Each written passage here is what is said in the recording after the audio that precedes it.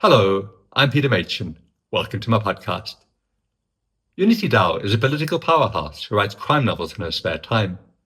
An advocate, political activist, and member of parliament in the southern African country of Botswana, she was the first woman in her country to be appointed as a High Court judge. People in these kind of positions are sometimes arrogant or difficult to engage with, but Unity was one of the most humble people I've spoken to. Super direct and as modest as they come, and it was an absolute pleasure chatting with her. I hope you enjoy this conversation with Unity. And if you like this podcast, please share it with everyone you know.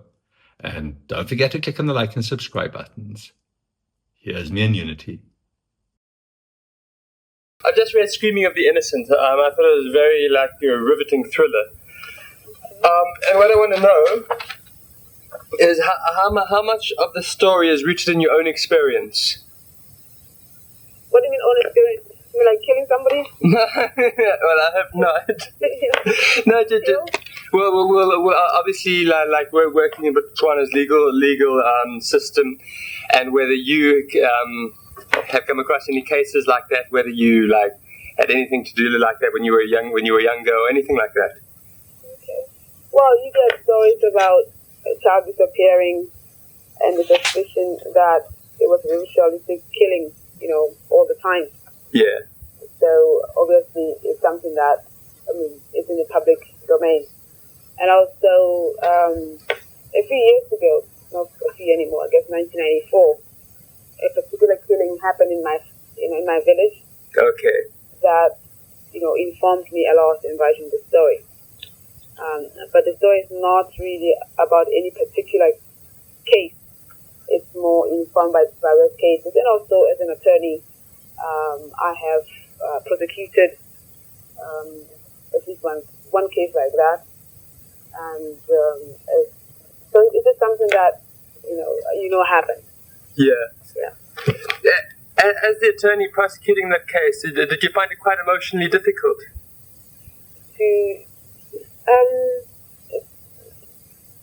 As an attorney doing that particular case, murder cases are always difficult. Whether or not you're a defense counsel, whether or not you're a prosecuting counsel, or whether or not you're a judge. Yeah. But for me, the killing of children, I find particularly difficult. Yeah. And I guess the motive for killing, I think we don't accept, but greed is a very common motive for killing. Love affairs that go bad are very much a motive for killing. Yeah. But when this particular motive is, I think, very special. It's very, you can't help but wonder about it. Yeah. I guess the bottom line, and also I guess the method of killing. Most killings they're brutal, but they're final. A shot to the head, or a stabbing, or whatever, or run down by a car. But ritual killing involves actually cutting up of pieces when somebody's alive. That is particularly special to this kind of killing, and that has to be particularly. It makes one shudder just to think about it. Yeah. The book represents Botswana and possibly also in Africa, where women are beginning to assert their power outside of the patriarchy. Do you think that this will continue to create a more kind of equal society? One hopes so. One hopes so. I think no one section of society can be oppressed forever without them, demanding an equal say. But also for me, casting major characters as women, for me represents my own hope for women or young women. Yeah. In my own society and in the world at large. And so it's both a hope, and I think reflects what is happening.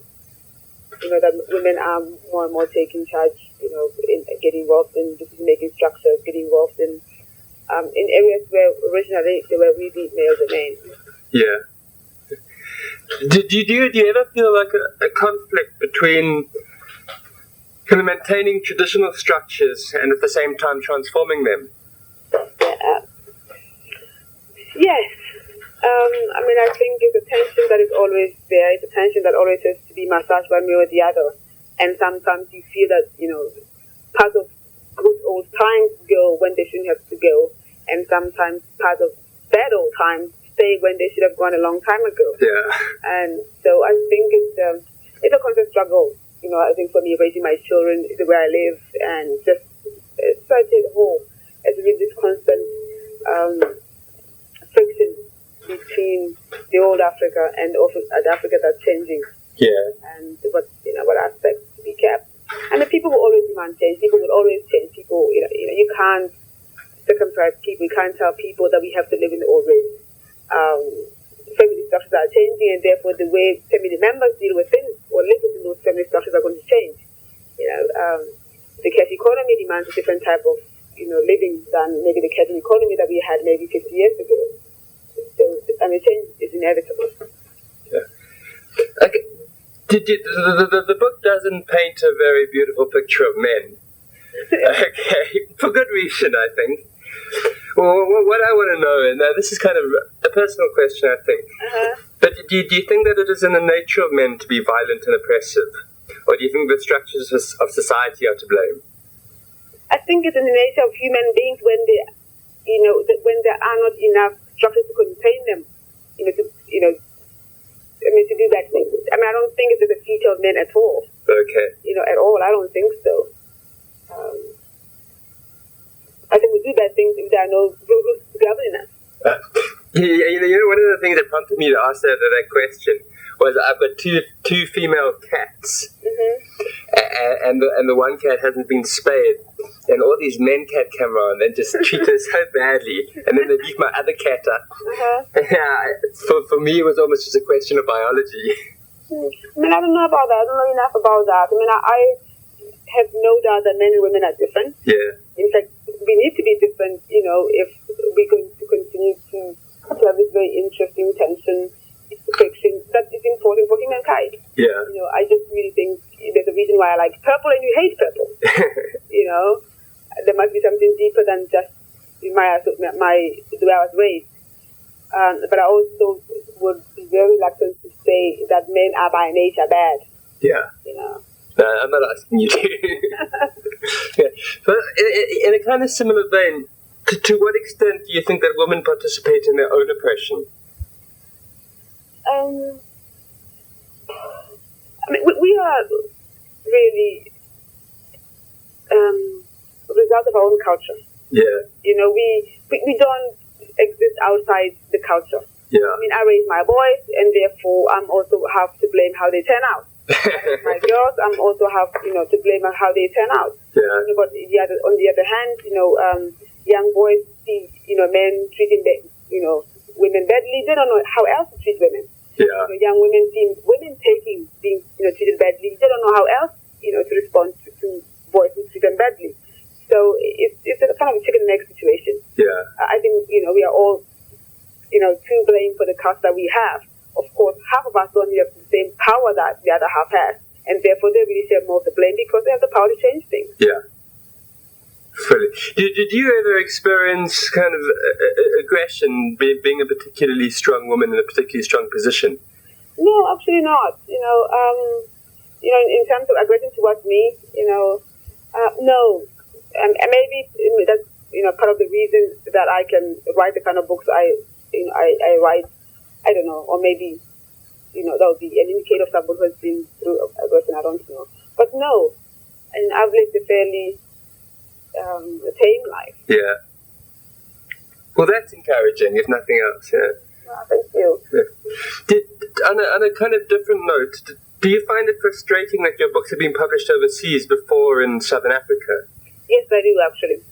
I really do. It's a pity that here in Botswana, the publishing houses really are for, they get was the Minister of Education.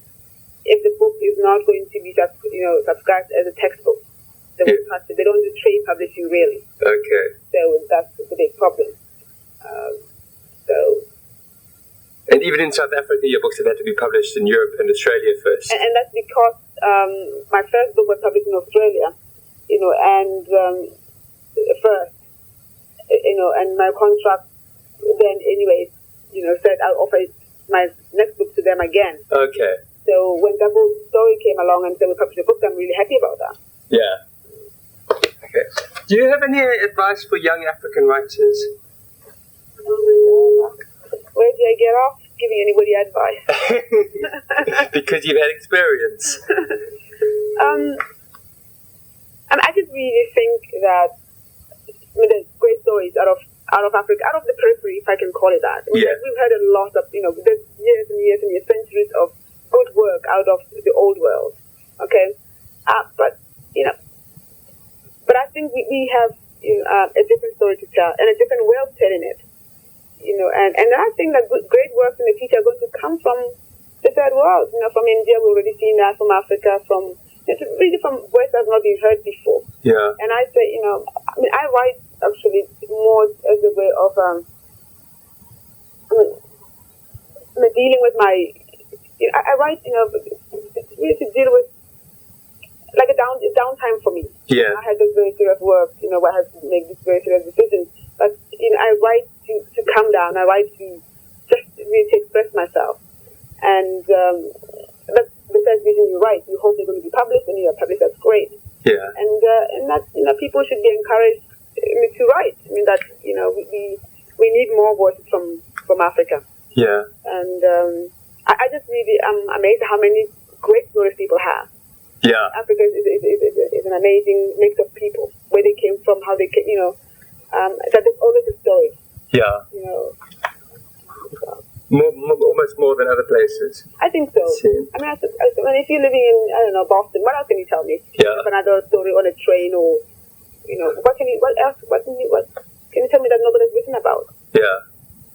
And I think in a way the same is also true of of other arts, especially cinema, that the more interesting stories are coming from the third world. Mm-hmm. Do you think that any of your books are going to be made into films? Actually, I have optioned the rights to the streaming. Okay. And quite efforts are being made for that, and for my Facebook as well, Fine Beyond. Okay. So, yeah. Cool. I think streaming would be a great film, so I hope that happens. Oh, thank you. Okay, last question before I let you get on with your day. Do you think projects such as Time of the Writer can have any dramatic impact on literacy in Southern Africa? Sorry. Do you think things like Time of the Writer can really have any dramatic impact on literacy? On literacy, I think so. I mean, I grew up thinking that books came from England, okay? Okay. I couldn't imagine the girl next door, the boy next door writing a book. And I think, efforts like this re-emphasizes and validates our work, and makes, a possible writer somewhere to say, look, Dad wrote a book, I can write a book, or I can read. I think it validates, the writers, and also encourages, I think, literature. I really do. Yeah. Okay, Unity, thanks so much. It's been a real pleasure talking to you. Thank you very much. I'll see you on Monday. Thank you. Okay. Yeah, take care. Cheers. Have a good day. You too. Bye. Bye. I hope you enjoyed that conversation with Unity.